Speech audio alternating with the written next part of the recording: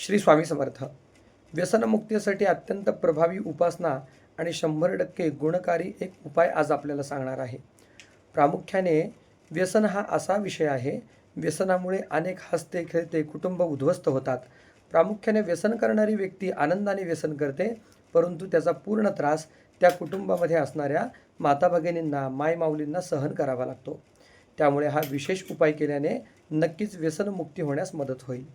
प्रामुख्याने आपल्याला सर्वप्रथम व्यसनमुक्ती केंद्राचा सहाय्य घ्यायचं आहे, त्याचसोबत ही उपासना करायची आहे.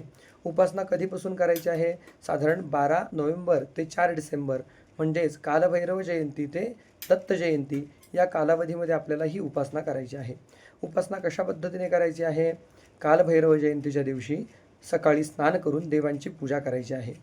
एका फुलपत्रामध्ये किंवा तांब्यामध्ये पाणी घ्यायचं आहे आणि उदबत्ती त्याच्या शेजारी लावायची आहे. त्या पाण्यामध्ये त्या उदबत्तीचा अंगारा पडेल अशी आपण व्यवस्था करायची आहे आणि भक्तिभावाने एकदा कालभैरव अष्टक म्हणायचं आहे. कालभैरव अष्टक म्हणून झाल्यावर श्री स्वामी समर्थ या मंत्राचा 108 वेळा जप करायचा आहे आणि नंतर ते अंगाऱ्याचं तीर्थ त्या व्यसन करणाऱ्या व्यक्तीला द्यायचं आहे. याने नक्कीच व्यसनमुक्ती होण्यास मदत होईल.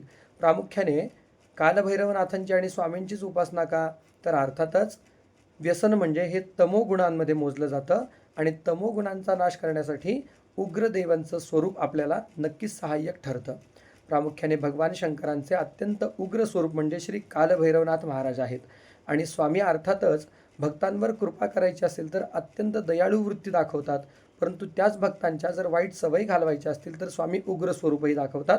म्हणून ही भक्तीने आपण सेवा करा, नक्कीच व्यसनमुक्ती होण्यास मदत होईल. श्री स्वामी समर्थ.